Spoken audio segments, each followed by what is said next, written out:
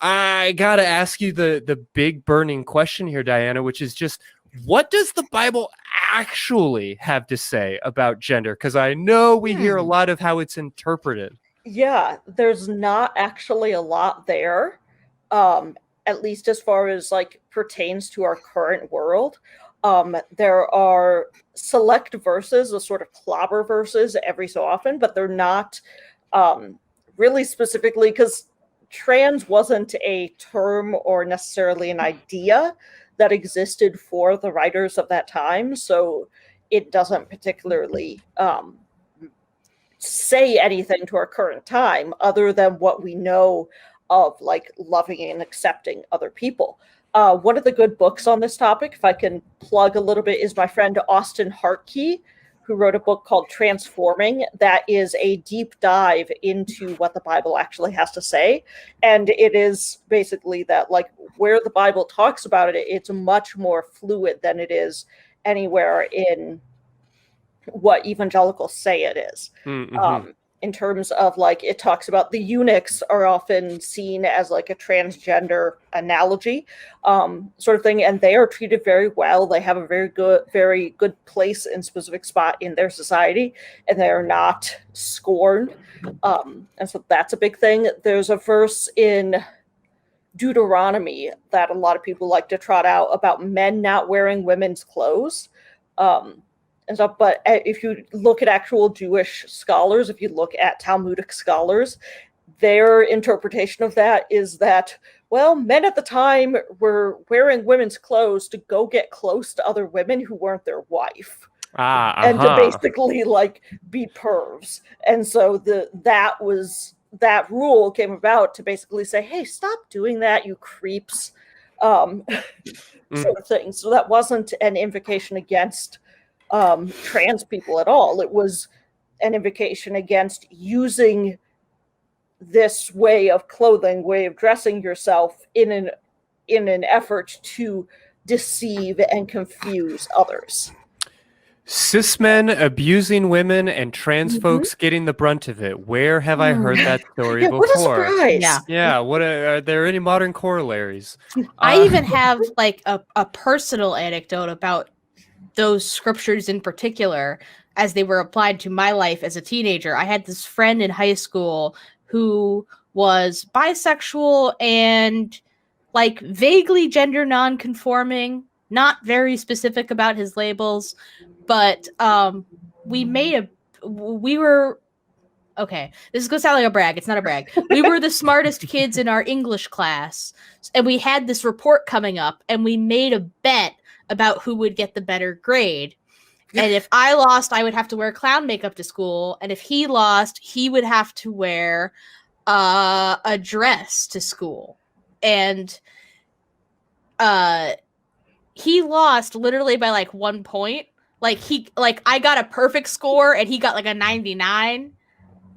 And it was on some like it was definitely on some grammar bullshit. It was on like a very nitpicky thing, but I won anyway. And I gave him like some of my Jehovah's Witness clothes, you know, a skirt and a blouse and some heels and some pantyhose and a slip. And he was like, not gonna lie, I'm feeling myself in this. I'm not like mad about it. Like everybody was laughing at him, but he was like, this is working. Yeah. I'm okay with this. And I told a Jehovah's Witness friend about it, and she gave me the third degree about like, the Bible says not to cross dress. And I was like, I helped someone sin. Oh no. But it's like, it was just such a joyful occasion that like he didn't even feel bad about it. Like people were like, dude, Kyle's in a skirt. But Kyle was like, this is good. I like this. This is fine. So it's like I felt slightly bad about it at the time, but then I was like, but he liked it. Like I don't know why I would like. This is when I was still, of course, very indoctrinated. I was just like, I don't really feel bad about this. He felt good. I don't. And that was one of the many cognitive dissonances I had about religion and gender at the time, of course. But yeah. Yeah, it reminds me of there's this this example that I like to use of how our culture has changed. I was a kid in the 90s and I grew up watching Boy Meets World. And there's an episode of that where the two main characters, Sean and Corey, dress as women to try Chick and Like Me. Yes. I remember that. Wow. Yes. Why is that lodged in my brain so deeply? I love that show. Sean passes as a woman. And there's a moment where Feeney sees them in the school and goes up to Sean and says, "Hey, if there's anything you want to talk about, my office door is open." And it's one of those things where, like, if that happened on a show today, there would be screaming and yelling about it. And so, but like culturally at that time, it was like, oh yeah, well, he might be trans, like sort of thing. And I wish they had like borne that out in the series, but they didn't. The joke was just like, he passes so well, he might actually be trans. He's a total trans egg. Yeah. Well, I know we have kind of touched on shades of this, but can you illuminate for us at all any further how Christianity is still driving or impacting this conversation today? Yeah, Christianity, especially evangelical Christianity, is because I like to make the distinction because I have a lot of friends who are queer and trans pastors and stuff. So this is one particular flavor of Christianity that has a very colonialist view of how they approach sex and gender. And if they aren't doing it, then no one else should be. So they talk about how like you should have all these special mores around sex before marriage and these very strict rules that you have to follow. And if you're trans, you're in sin, and so you should go back to your original assigned gender and stuff, because they believe that their views about gender and sexuality are the basis, the bedrock of the family and society, which is complete bullshit. Because it comes out of a 1950s sort of moral panic about the civil rights movement and the feminist movement, the burgeoning feminist movement following World War II. Stephanie Coontz wrote a great book in I want to say 1991, called The Way We Never Were, that dissects that myth of the heterosexual married couple with 2.5 kids as like the American dream. Mm-hmm. And there's a lot of that in evangelical Christianity. So it's really worth unpacking all of that. And I'll just mention to anybody who is listening to the podcast while they jog through the park or anybody who just didn't have a pen handy, that we'll have links to all of these different books and a lot of the things we're talking about in the show notes for this episode. Sounds like my next audiobook has been picked for me. Right? Well, and it bears the question then, all of us, have come out of Christianity. I know a lot of folks watching never experienced Christianity in a firsthand kind of way. And yet these ideas are just pervasive throughout our culture. So I'm curious if you have noticed as you've been researching, as you've been having these conversations, and honestly to both of you, just as NB folks that exist in this air that we're all breathing, what kinds of particular hangups or misconceptions are flowing from these sort of these like fake nostalgia ideals?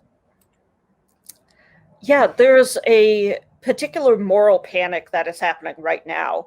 And moral panic is really the only way you can describe it, because it is people panicking over some sort of moral slight or perceived immorality that they think, but is not actually happening. It's not actually anything. And that's over trans boys as teenagers, saying that there are all these, they call them young girls, who are becoming men. And at the core of it is a fertility worry. They're worried that these young girls are giving up their ability to have children. So it all comes back to controlling the bodies of people with uteruses. And it comes back to a lot of that. And the sad thing is that a lot of those people are women who claim to advocate for women's rights to their own bodies. Yeah. Which is which is especially like, well, if you advocate for people's rights to their own bodies, why can't they change them if they want to? What is the logic here? Because we're losing lesbians, which is a Oh weird argument. no! Yeah, that's I remember I saw a movie. I think it was called Three Generations. It was on Netflix or something like that. And it was there was these three people living together. There was a trans boy whose mom was a cis straight woman, and then his grandma was a cis lesbian. And the grandma is like progressive in some ways, but totally behind in others. She's just like, why don't you just be a lesbian? Why don't you just be a lesbian? And I remember seeing that and be like, at first I was like, that's gotta be unrealistic. There's no way. And then I got on the internet and I was like, oh, okay. So that's real. Yikes. Yeah. That's actually, if I can delve back a little bit into the history, an interesting retread of the 1800s sort of theory around homosexuality, because homosexuality wasn't necessarily a category. So they believed that men who slept with men and women who slept with women were inverting their sexual role, because the role of the role of women in society was to be heterosexual, married to men and to reproduce, and men were to be married to women. And so for men to sleep with other men, then one of them was taking on the female role, and stuff. And that's sort of the origin of the who wears the pants sort of analogy. Then like researchers eventually discovered that no, homosexuality is its own thing, but the idea of like each person in a same-sex relationship is somehow taking on the other gender in some way, they are mirroring heterosexuality, has stuck around for a really long time. And so I think a lot of people are still stuck in that idea that like being a lesbian means that you're acting mannish, and therefore for them, for you to actually go on and become a man, then it doesn't that it doesn't compute to them, because it's like, well, why couldn't you just stay lesbian? Yeah, that's definitely. Ooh, I've heard that kind of thing. So we're already talking about some of these hangups, but what other sort of like hangups, misconceptions do you think sort of come along with this? Well, I want to say Christian idea, but as we've discussed, it's a much more recent, specifically evangelical idea of gender. What sort of other hangups and misconceptions have come along with that? A lot of it seems to be just not understanding that people are people, and that we all have our own sense of gender, and we all have our own sense of identity. It's just that cis people haven't really interrogated it. So that's one of the first things that I like to tell cis people who ask me, like, how can I be an ally, is interrogate your own gender, like see how you feel, develop an argument for why you are the way you are, and stuff, and explore that. Because then you'll have some bit of sense of how we feel as non-binary and trans people who are constantly thinking about our gender in a lot of ways and how we are perceived and all that. So I think just more self-introspection on that, and what comes from culture, what comes from ourselves, what's nature versus nurture sort of stuff, is really important thinking to have to do. Absolutely. I feel like I did a lot of that myself in figuring out my own gender identity. Like when I was a teenager, one of my best friends was a binary trans man. And I was like, well, none of my experiences with gender are anything like the extreme dysphoria that you've experienced. So maybe I'm not, maybe these questions that I've had about my gender just need to be like, put on the back burner. But like when I gave myself the space to really ask myself questions and say, like, how do I like being perceived? How do I perceive myself? What, like, not necessarily thinking about gender dysphoria, but gender euphoria. Like, what brings me joy in my own gender perception? That was kind of where I finally sort of found myself in being non-binary, is like, I enjoy the idea of androgyny. I enjoy being very feminine one minute, very masculine the next, and somewhere in between all the time. This is where I find myself. Yeah, it's sort of the Marie Kondo, it sparks joy. It sparks joy. Yeah. But like for me, the first time somebody used they them for my pronouns, like I almost cried. I was so happy because it sounded so right to me, and it was this sigh of relief. And that was when I knew I had made the right decision in coming out, because I had struggled with that for a while, because I was like, well, if I'm non-binary, then like what does that actually change about me, and what does that look like uncloseted versus closeted? And I for a long time stayed closeted because I didn't want to have to explain it to people. Was part of it. So it's really nice that we've come into this moment where it's becoming much more understood, which is really great. Yeah. No. Well, I loved the part of the conversation that my computer would allow me to listen to. Really beautiful just hearing from both of you your own stories. And I like to think that we are ourselves now entering into the historical records, something that a bunch of Nazi dickbags won't be able to delete, and just making sure that the world remembers that NB folks exist.